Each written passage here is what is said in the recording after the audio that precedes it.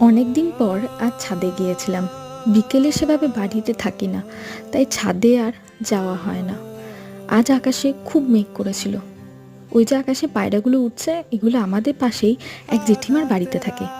কিছুক্ষণের মধ্যেই বৃষ্টি পড়া শুরু হয়ে গেল, তাই ছাদ থেকে চুপচাপ নেমে এলাম।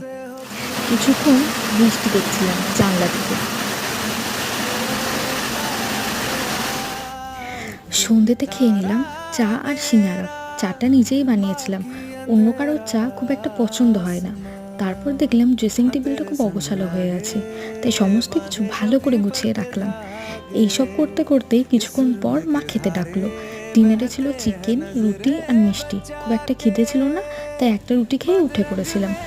আর এখানে পরের দিনের জন্য চিয়া সিডস ভিজিয়ে রাখছিলাম। তারপর কিছুক্ষণ একটু স্কিন কেয়ার করে নিলাম আর ঘুমিয়ে পড়লাম। Tata, good night.